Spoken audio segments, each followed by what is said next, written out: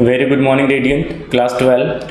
Student, today I am going to start a new topic about calls in arrear. Sometimes when the shareholder did not make the full payment of the share, then the remaining balance which are not paid by the shareholder, that is called calls in arrear. तो ध्यान से देखिएगा बेटा, deep में देखेंगे, पूरी तरीके generality को समझेंगे यहाँ पे।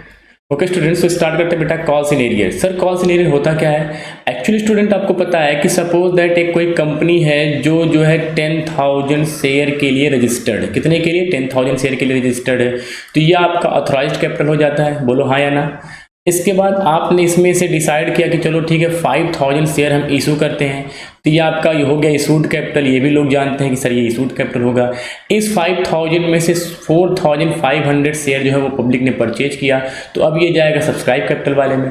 इस 4,500 शेयर में जो पब्लिक ने परचेज किया है, भाई 5,000 भी टोटल कर सकती है 4,500, तो जो 4,500 शेयर पब्लिक ने परचेज किया है, इस 4,500 शेयर में आपकी उम्मीद रहती है कि पूरा पेमेंट हमको मिल जाना चाहिए। सपोज दैट कि शेयर का रेट 100 रुपये है, तो कंपनी 100 रुपये पे एक साथ नहीं मांगती, कहती भी एप्लीकेशन के टाइम पे कुछ दे दीजिए, कुछ अलॉटमेंट के टाइम पे दे दीजिए, कुछ फर्स्ट कॉल के टाइम पे दे दीजिए, कुछ फाइनल कॉल के टाइम पे दे दीजिए। तो वो जो है शेयर्स के क्या बना लेती है, इंस्टॉलमेंट बना लेती है, 20, 30, 20 जैसे भी हो, लेकिन 100 रुपये को जो है वो छोटे छोटे किस्त में जो है डिवाइड कर लेती है। तो कभी कभी क्या होता है कि सपोज दैट कोई मोहन है, मोहन जो अलॉटमेंट का पैसा नहीं दे पाया। अच्छा, दे क्यों नहीं पाया? It may be he have a financial problem या एनी अनसर्टेनिटी, कुछ भी हो सकता है। But when share holder did not make the final payment, और you can say when share holder didn't या डिनाई फॉर द पेमेंट, तो अगर वो पेमेंट से डिनाई कर देता है तो नोटिस जाने के बाद भी अगर वो पेमेंट नहीं करता है तो ये माना जाएगा कि जिस समय हमने अलॉटमेंट का पैसा, देखो एप्लीकेशन के टाइम पे, ध्यान देखो बेटा, एप्लीकेशन के टाइम पे कभी भी कॉल्स इन एरियर नहीं बनेगा। क्यों? क्योंकि एप्लीकेशन के टाइम पे कॉल्स इन एरियर इसलिए नहीं बनेगा क्योंकि जब तक एप्लीकेशन आएगा नहीं तो हम उसको शेयर होल्डर ट्रीट ही नहीं करेंगे, तो पैसा देने और ना देने की कोई बात ही नहीं होती है। लेकिन जब एप्लीकेशन आ गया, भाई चलो ठीक है 4,500 शेयर पे एप्लीकेशन आ गया, तो इस 4,500 शेयर का 100 रुपये से मल्टीप्लाई करने से हमें 4,50,000 मिल जाता, तो कोई बात ही नहीं थी। लेकिन दिक्कत क्या हुई कि एक शेयर होल्डर मिस्टर मोहन है जिसके पास 250 शेयर है, वो पेमेंट नहीं कर रहा है। उसने पेमेंट एप्लीकेशन का किया होगा कि नहीं किया होगा? सर बिल्कुल जाहिर सी बात है, मोहन अगर एप्लीकेशन का पेमेंट किया नहीं होता तो मोहन का हम नाम ही नहीं लेते। एप्लीकेशन आ गया तभी तो नाम देखेंगे मोहन का ही है। और जब हमने उसको अलॉटमेंट किया या फर्स्ट एंड फाइनल कॉल किया, तो हो सकता है वो अलॉटमेंट का पैसा ना दे पाए, हो सकता है फर्स्ट कॉल का पैसा ना दे पाए, हो सकता है जो है वो फाइनल कॉल का पैसा ना दे पाए। तो when share holder didn't make the payment, तो वो बोला जाएगा कॉल्स इन एरियर। ठीक है, when he fail to make the payment of the shares, तो वो जो है कॉल्स इन एरियर ट्रीट किया जाता है। बाकी का पैसा क्या बोलेंगे इसको? बाकी।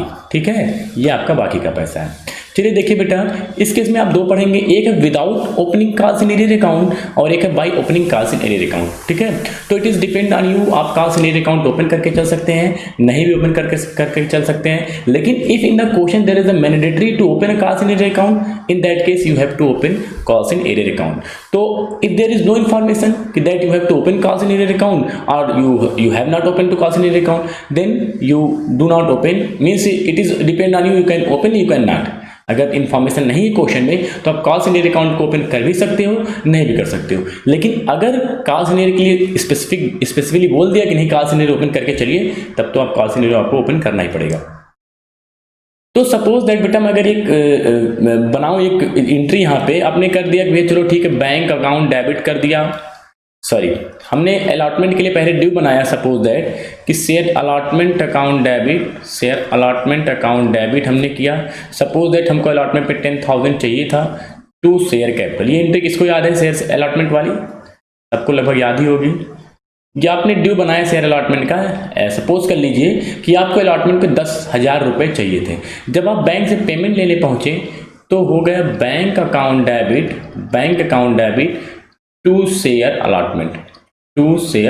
अलॉटमेंट। सपोज दैट कि एक मोहन था जिसके जिम्मे 100 शेयर का अलॉटमेंट का रेट 3 रुपये था, 300 रुपये बन रहा था, लेकिन उसने जो है वो पेमेंट नहीं किया। ठीक है, एक मोहन था जिसके पास 100 शेयर का 3 रुपये के हिसाब से बन रहा था 300 रुपये, उसने पेमेंट नहीं किया। तो अगर उसने पेमेंट 300 रुपये नहीं किया तो जाहिर सी बात है सर हमें मिलेगा 9,700 रुपये। ठीक है, तो चूंकि यहाँ without opening calls in arrear account है तो आप सीधे सीधे 9,700 रुपये जो पाएंगे वही अमाउंट अलॉटमेंट में डाल देंगे। लेकिन अगर यही बोलता नहीं by opening calls in arrear account, तब आप क्या करते? तब भाई देखो पहली एंट्री तो सेम होती, share allotment account debit, share allotment account debit to share capital, to share capital. और इसके बाद इसका अगर हम मल्टीप्लाई कर दें तो भाई देखो 10,000 रुपये से हमें चाहिए 10,000। लेकिन जब बैंक से पैसा लेने जाएंगे तो बैंक अकाउंट डेबिट 9,700 ही मिलेगा आपको।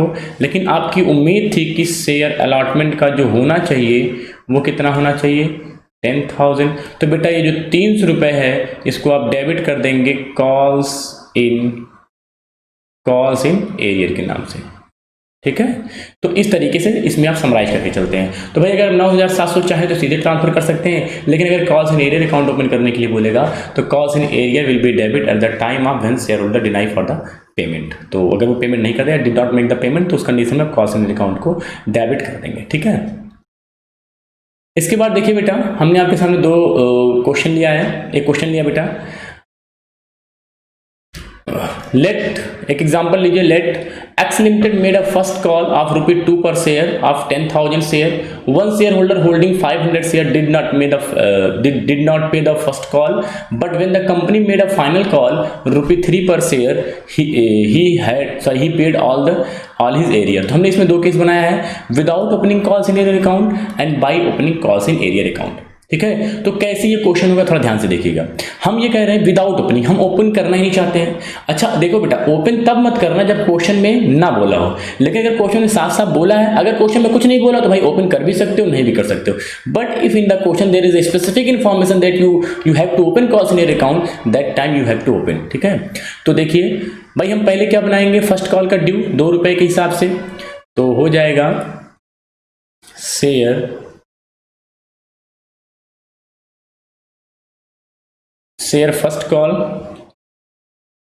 First call account debit to share capital, share first call account debit to share capital. कितने से ड्यू बनाओगे सर, 10,000 पे ₹2 के हिसाब से हमें उम्मीद थी और वही 20,000 रुपये से हमने ड्यू बनाया। बात बराबर। चलो बैंक से पैसे ले लो, bank account debit to share first call, bank account debit to share first call. Bank से तुमको कितना रुपया मिलेगा, वन शेयर होल्डर, ध्यान से देखो, वन शेयर होल्डर के पास कितना शेयर है बेटा, एक शेयर होल्डर के पास जो है वो 500 शेयर, ये देखो 500 शेयर, और उसने जो है फर्स्ट कॉल का पैसा नहीं दिया, did not make the first call money, नहीं दिया उसने। तो अगर वो 500 शेयर पे पैसा नहीं देगा तो 500 का हम मल्टीप्लाई कर देंगे ₹2 से, 500 का ₹2 से मल्टीप्लाई कर देंगे तो वो 1,000 रुपये नहीं देगा। तुम्हें फाइनल कितना मिलेगा, 19,000 रुपये, और यही 19,000 रुपये आप बैंक में डाल देंगे, sorry share capital first call में डाल देंगे। अच्छा यही बेटा अगर कॉल से एरियर करने के लिए बोलता तब क्या होता, भाई देखो पहली एंट्री तो सेम होती, ये एंट्री आपकी सेम है, ठीक है, जैसे यहाँ 20,000 से ड्यू वैसे यहाँ 20,000 से ड्यू। लेकिन जब आप बैंक से पेमेंट लेने जाते हैं तब एंट्री पास करते हैं, bank account debit to share first call, bank account debit to share first call, कितने से मांगते हैं 20,000 रुपये से। यहाँ देखो 19 का 19 ट्रांसफर कर दिया, लेकिन यहाँ 20 मांगेंगे, क्योंकि आपको 20 नहीं मिलेगा, 19,000 रुपये मिलेगा, तो जो 1,000 रुपये है यहाँ आप ओपनिंग करके चल रहे हैं, तो यहाँ आप ओपन कर देंगे कॉल्स इन एरियर अकाउंट, ठीक है 1000। तो सीधी सी बात, बहुत अच्छी जाहिर सी बात है भाई, एक जो आप सीधे ट्रांसफर कर दे रहे हैं, एक जो अगर आप फर्स्ट कॉल को 20 पकड़ के चल रहे हैं तो बाकी आपको 1000 के लिए क्या लगाना पड़ रहा है, कॉल्स इन एरियर अकाउंट, ठीक है। अगले ही क्षण जब ये जो अगले बार जब उसका ड्यू बनाया गया फाइनल कॉल का, देखिए क्या बोला, but when the company made a final call ₹3 पर शेयर, जब कंपनी ने ₹3 के हिसाब से फाइनल कॉल का पैसा मांगा तब वो पूरा पेमेंट कर दिया, ठीक है। वो तो पूरा पेमेंट करेगा तो कैसे बेटा होगी एंट्री, देखो पहले आप ड्यू बनाएंगे, शेयर फाइनल कॉल अकाउंट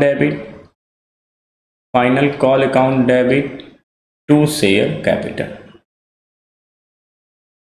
भाई देखो ड्यू बनाने में कोई दिक्कत नहीं, चाहे यहाँ ड्यू बने, चाहे इस केस में ड्यू बनता है, चाहे इस केस में ड्यू बनता है, दोनों केस में बराबर होता है। तो आप ₹3 के हिसाब से ड्यू बनाएंगे, कितने का, 30,000 रुपये का। भाई 10,000 शेयर यही तो बनेगा, 10,000 शेयर पे ₹3 के हिसाब से फिर ड्यू बनाया। ये हो सकता है आपकी बार जो है मोहन, क्या नाम था, मोहन ने पेमेंट कर दिया हो सकता है कि बार उसने कर दिया, वन शेयर होल्डर लिखा है। तो इसके बाद हमने जब बैंक से पैसा रिसीव किया तो बैंक अकाउंट डेबिट। अब की बार आपके पास एक्स्ट्रा आएगा 1,000 रुपये। कितना आएगा? 31,000 रुपये। कैसे? कह रहा है कि वो जो ही पेड ऑल हिज एरियर, तो एरियर का मतलब जो भी बाकी का पैसा था उसने पूरा पेमेंट कर दिया। तो ठीक है भाई, पूरा पेमेंट कर दे तो ले लो पूरा पेमेंट की बात।